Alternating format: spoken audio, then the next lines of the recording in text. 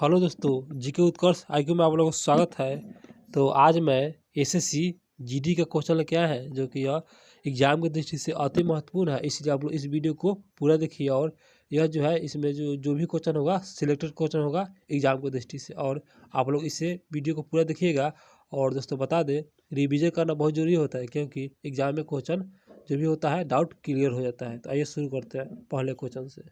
तो पहला क्वेश्चन है, सम्राट शाह आलम द्वितीय ने ईस्ट इंडिया कंपनी को बंगाल, बिहार, उड़ीसा की दीवानी कब प्रदान की? तो इसका सही आंसर हो जाएगा ऑप्शन सी, यह 12 अगस्त 1765 में, जो कि बंगाल, बिहार और उड़ीसा को दीवानी प्रदान किया गया था। 12 अगस्त 1765। दोस्तों मेरे वीडियो अच्छा लग रहा है तो मेरे चैनल को सब्सक्राइब जरूर कीजिएगा और मेरे वीडियो को लाइक भी जरूर कीजिएगा। तो आते हैं क्वेश्चन पे।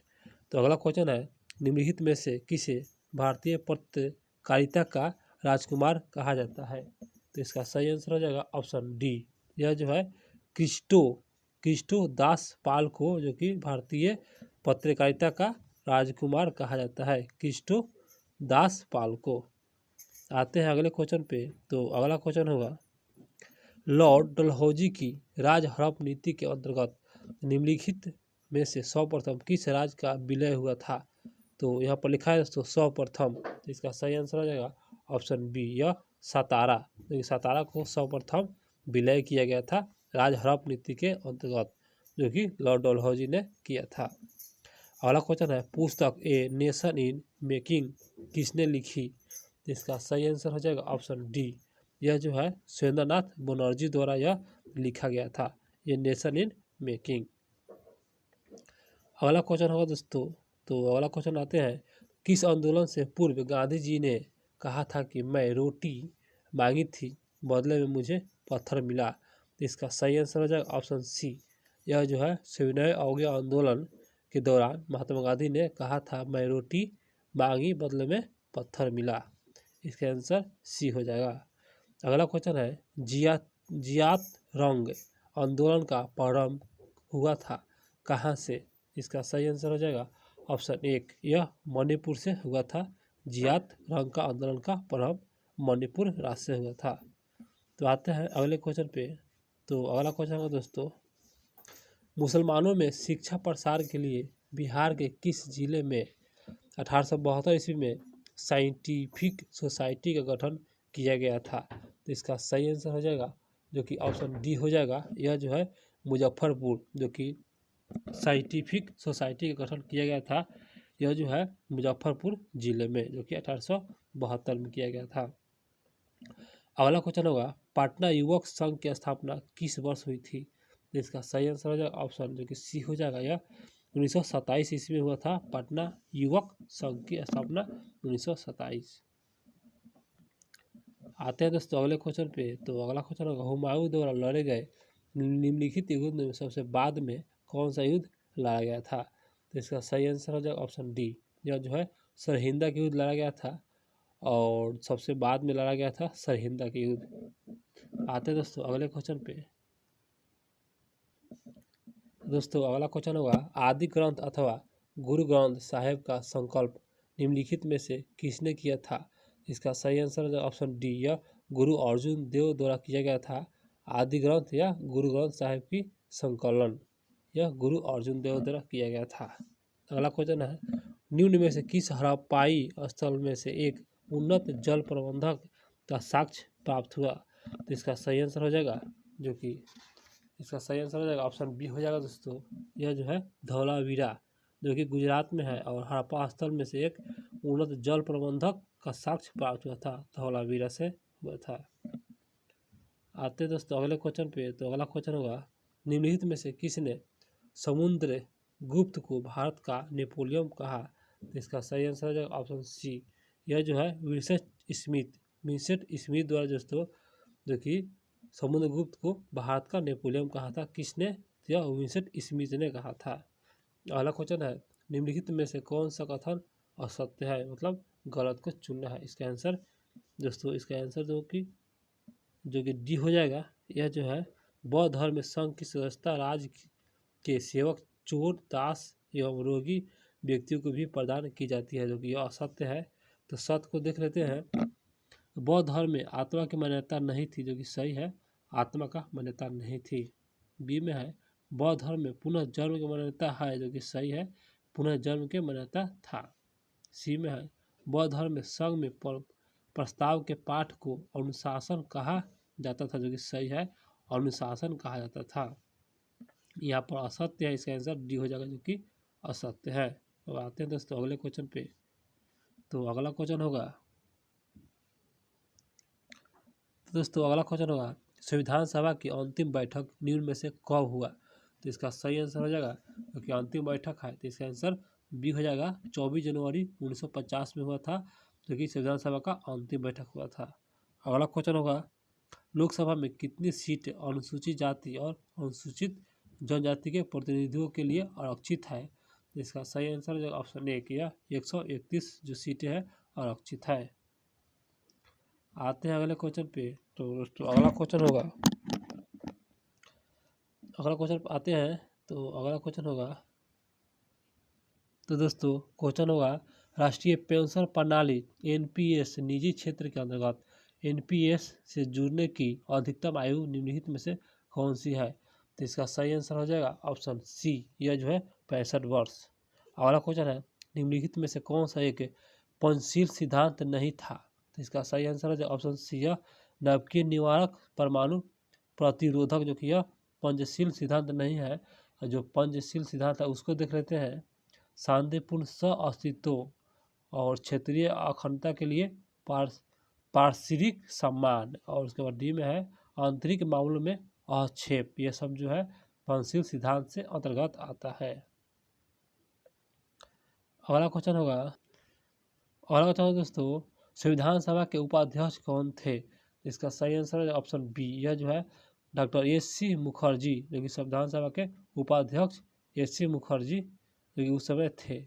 अगला क्वेश्चन है केंद्रीय और प्रांतीय विधान परिषद में सदस्यों के अनुपूरक प्रश्न पूछने का अधिकार किस अधिनियम के माध्यम से मिला? तो आते हैं ऑप्शन में और देखते हैं। इसका आंसर सी हो जाएगा, जो कि भारतीय परिषद अधिनियम 1909 के तहत, जो कि यह जो है अनुपूरक और प्रश्न पूछने के अधिकार जो कि इसी अधिनियम के तहत मिला था, 1909 के अधिनियम के तहत मिला था। अगला क्वेश्चन होगा संसद सदस्य के निहत्था अयोग्यता के प्रश्न पर निर्णय लेता है। तो इसका सही आंसर है ऑप्शन डी, यह जो है भारतीय निर्वाचन आयोग के परामर्श से राष्ट्रपति लेता है संसद सदस्य के निहत्था और अयोग्यता, जो कि राष्ट्रपति लेता है यह भारतीय निर्वाचन आयोग के परामर्श से। अगले क्वेश्चन होगा दोस्तों। तो अगला क्वेश्चन आते हैं। तो अगला क्वेश्चन है अंतर्राष्ट्रीय अम्ल वर्षा सूचना केंद्र स्थापित किया गया। इसका सही आंसर है ऑप्शन सी, यह जो है ओस्लो में जो कि स्थापित किया गया था अंतर्राष्ट्रीय अम्ल वर्षा सूचना केंद्र ओस्लो, और ओस्लो का राजधानी नॉर्वे है, याद रखिएगा। भारतीय मानक समय की यह मोटर नहीं गुजरती। इसका सही आंसर हो जाएगा ऑप्शन सी, यह जो है महाराष्ट्र से नहीं गुजरता है यह मोटर, और आंध्र प्रदेश से गुजरता है, और छत्तीसगढ़ से गुजरता है, और उत्तर प्रदेश से गुजरता है, और जो कि मोटर जो कि महाराष्ट्र से नहीं गुजरता है। अगला क्वेश्चन है कौन सा भारतीय राज्य की अधिकतम सीमा म्यांमार से स्पर्श करता है? जो कि अधिकतम सीमा, इसका सही आंसर हो जाएगा ऑप्शन बी, यह अरुणाचल प्रदेश, जो कि अधिकतम सीमा म्यांमार से स्पर्श करता है। अगला है निम्नलिखित में से दक्षिण भारत की सबसे ऊंची चोटी कौन सी है? तो दोस्तों इसका सही आंसर हो जाएगा ऑप्शन ए, यह जो है अन्नाईमुदीन, जो कि यह दक्षिण भारत की सबसे ऊंची चोटी है। अगला क्वेश्चन होगा मंदाकिनी नदी किस जल प्रवाह अथवा मुख्य नदी से संबंधित है? तो इसका सही आंसर हो जाएगा ऑप्शन, जो कि यह एक हो जाएगा अलकनंदा, जो कि मंदाकिनी नदी की जल प्रवाह अथवा मुख्य नदी से संबंधित है, तो इसका आंसर हो जाएगा अलकनंदा। अगला है निम्नलिखित में से कौन सा जलप्रपात नर्मदा नदी पर नहीं है? तो इसका सही आंसर हो जाएगा, जो कि ऑप्शन बी हो जाएगा, यह भालकुंड, जो कि यह नर्मदा नदी पर नहीं है। और जो नर्मदा नदी पर है उसको देखते हैं कपिल धारा, जो कि नर्मदा नदी पर है, और दूध धारा यह भी नर्मदा नदी पर है, और भोर घाट यह भी नर्मदा नदी पर है। जो नहीं है भालकुंड, जो कि नर्मदा नदी पर नहीं है। अगला क्वेश्चन होगा कौन सा राज्य समूह भाखड़ा नंगला परियोजना से जल प्राप्त करता है। जो कौन सा राज्य है जो कि भाखड़ा नंगला परियोजना से जल प्राप्त करता है? इसका सही answer option C Haryana, Punjab और राजस्थान। हरियाणा, पंजाब और राजस्थान जो कि भाखड़ा नंगला से जल जो प्राप्त करता है। हरियाणा, पंजाब और राजस्थान। आते हैं अगले क्वेश्चन। दोस्तों इस वीडियो को पूरा देखिएगा। अभी तक मेरे चैनल को सब्सक्राइब नहीं किया है तो कर लीजिएगा, ताकि एग्जाम की दृष्टि से अति महत्वपूर्ण क्वेश्चन लेके हमेशा आते रहते हैं। तो भारत में आर्थिक उदारीकरण शुरू हुआ, तो इसका सही आंसर हो जाएगा ऑप्शन 1 हो जाएगा औद्योगिक लाइसेंस नीति में वास्तविक बदलाव के साथ, क्योंकि आर्थिक उदारीकरण शुरू हुआ।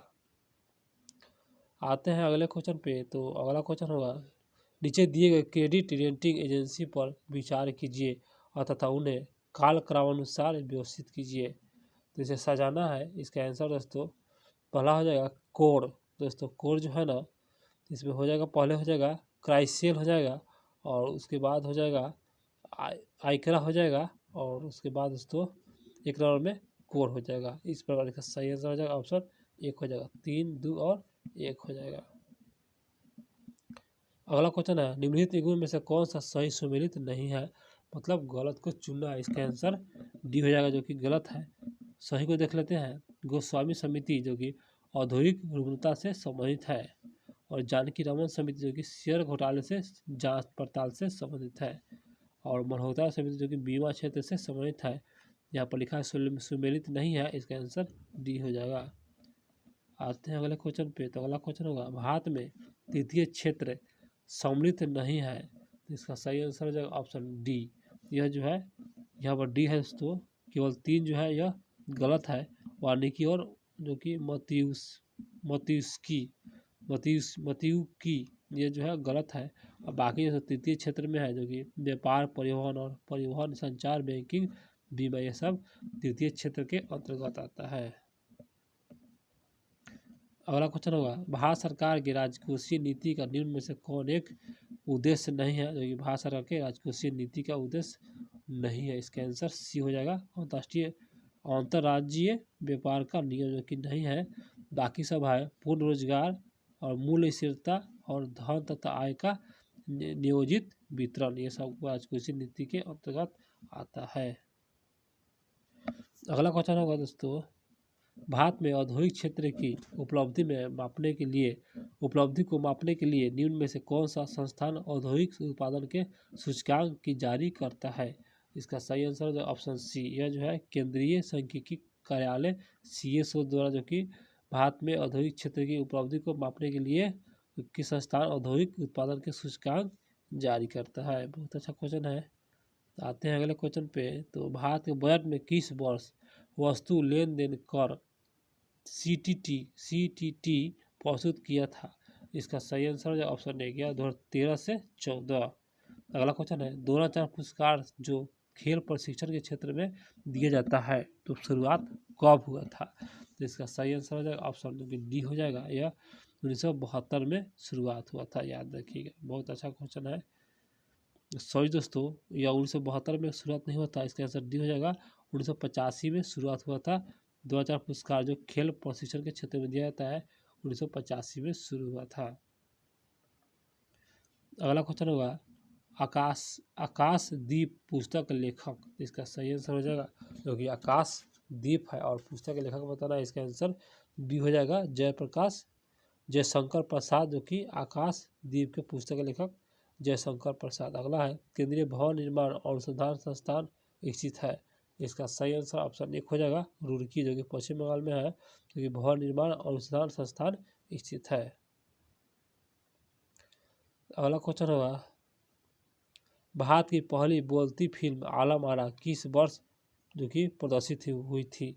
इसका सही आंसर हो जाएगा ऑप्शन सी। यह जो है 1931 में बोलती फिल्म आलम आरा जो कि 1931 में प्रदर्शित हुई थी। अगला क्वेश्चन होगा दोस्तों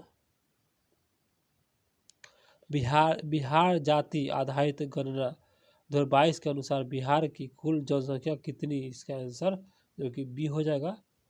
यह है 13 लाख, और 13 लाख दोस्तों लगभग 13 लाख याद रखिएगा, ये लगभग क्वेश्चन है 13 लाख। सही दोस्तों, मिस्टेक हो गया है, यह लगभग 13 करोड़ है और इसे याद रखिए लगभग 13 करोड़ 2022 के जनगणना के अनुसार। अगला क्वेश्चन होगा दोस्तों, शांति के क्षेत्र में नोबेल पुरस्कार 2023 हेतु किसे चुना गया है? इसका सही आंसर जो ऑप्शन एक, यह जो है नरगेस मोहम्मदी द्वारा चुना गया है शांति के क्षेत्र में 2023 हेतु।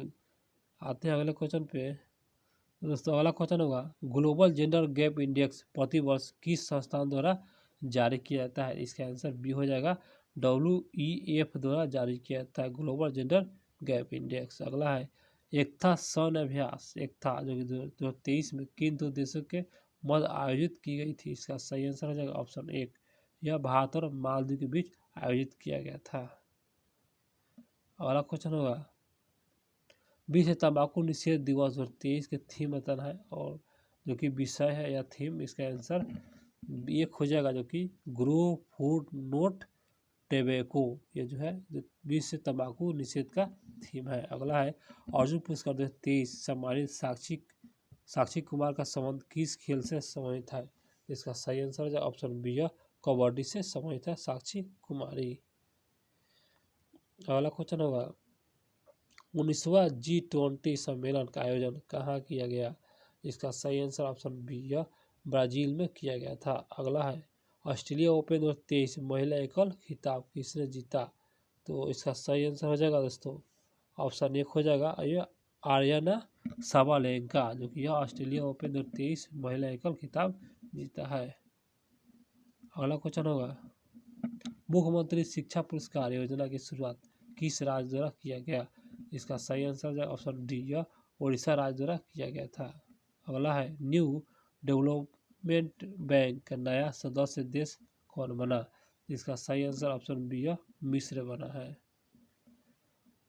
अगला क्वेश्चन होगा, NVS-01 उपग्रह किस प्रक्षेपण यान से प्रक्षेपित किया गया? NV-01, इसका सही आंसर ऑप्शन एक, GSLV F-12 से, जो कि यह उपग्रह जो प्रक्षेपण किया गया था GSLV F-12 से। अगला है, बोरेक्स निम्न में से किस धातु का अयस्क है? बोरेक्स, तो इसका सही आंसर है ऑप्शन एक, यह सोडियम का अयस्क है, बोरेक्स सोडियम का अयस्क है।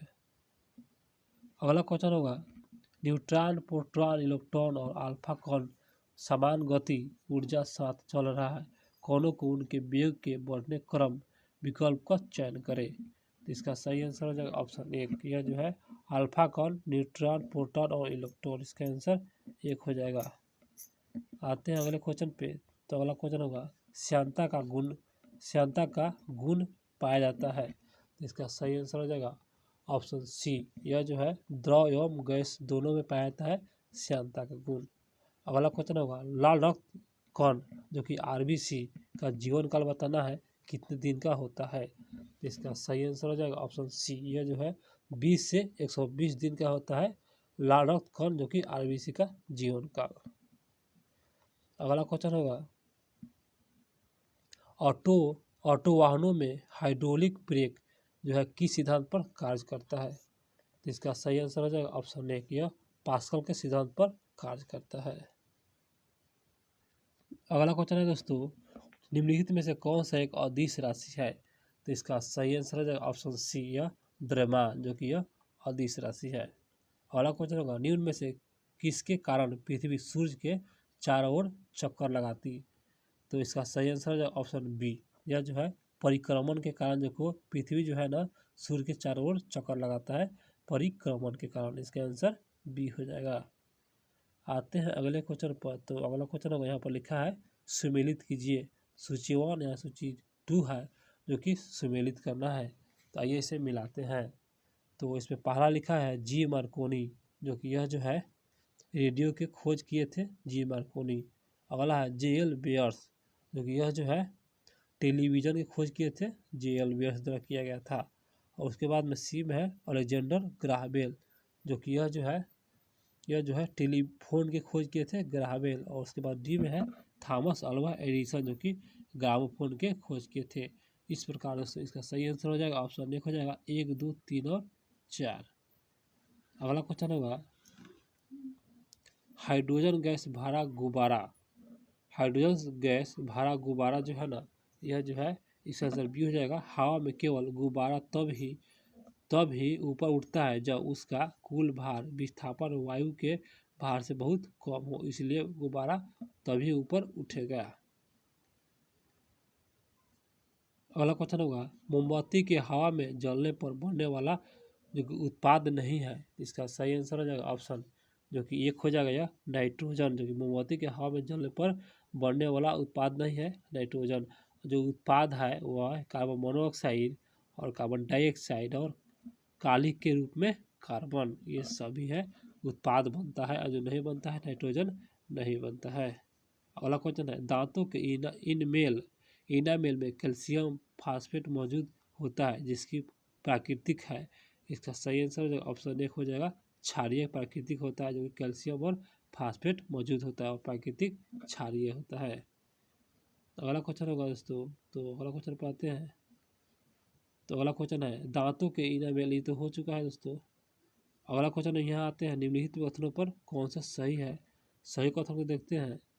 तो यहाँ पर दोस्तों इसका आंसर सी हो जाएगा, सामान्य धातु एवं तन्य होती है, सामान्यतः धातु जो होता है तन्य होती है, इसका आंसर सी हो जाएगा। अगला क्वेश्चन होगा, कोशिका का निम्नलिखित में से कौन सा भाग निर्जीव है, इसका सही आंसर हो जाएगा, जो कि यहाँ पर निर्जीव पूछ रहा है कोशिका का, तो इसका सही आंसर है ऑप्शन बी, यह जो है रिक्तिका जो है यह निर्जीव है कोशिका का। अगला है, निम्नलिखित में से किसे कोशिका द्रव्य का भाग नहीं माना जाता है, तो इसका सही आंसर हो जाएगा ऑप्शन बी, यह नाभिक, जो कि कोशिका द्रव्य का भाग नहीं है, और जो है उसको देखते हैं राइबोसोम, माइटोकॉन्ड्रिया और जो है डी में है सूक्ष्म नलिका, ये सभी है, और यहाँ पर लिखा है नहीं, इसका आंसर बी हो जाएगा। अगला क्वेश्चन होगा, धमनी और सीरा में रक्त का पीएच होता है, तो पीएच बताना है, इसका सही आंसर हो जाएगा, जो कि ऑप्शन सी हो जाएगा, यह सीरा में अधिक और धमनी में कम होता है, इसका पीएच सीरा में अधिक और धमनी में कम होता है। तो अगला क्वेश्चन पर आते हैं। तो अगला क्वेश्चन है, निम्नलिखित में से कौन सा वास्तविक रूप से मछली है, तो इसका सही आंसर ऑप्शन डी, समुद्री घोड़ा, जो कि यह वास्तविक रूप से मछली है, इसका आंसर डी हो जाएगा। अगला है, जंपिंग जिन के सिद्धांत प्रतिपादन किसने किया था, इसका सही आंसर ऑप्शन सी है बारबरा, जो कि मैकिल्टॉक के द्वारा किया गया था, इसका आंसर सी हो जाएगा। आते हैं दोस्तों अगले क्वेश्चन पे। तो अगला क्वेश्चन होगा, मानव शरीर में पाए जाने वाले तत्व मात्रा के अनुसार सही क्रम बताना है, तो इसे सजाना है, तो इसे सही आंसर हो जाएगा ऑप्शन एक हो जाएगा, पहले ऑक्सीजन, उसके बाद कार्बन, हाइड्रोजन, नाइट्रोजन, उसके बाद कैल्शियम, जो कि मात्रा के अनुसार सजाना था, इसका आंसर एक हो जाएगा। दोस्तों इस वीडियो में इतना ही। मेरा आज वीडियो अच्छा लगा हो तो मेरा चैनल सब्सक्राइब जरूर कीजिएगा और लाइक भी जरूर कीजिएगा और एक बार शेयर भी जरूर कीजिएगा। तो दोस्तों मिलते हैं अगले वीडियो में फिर अगला क्वेश्चन लेकर।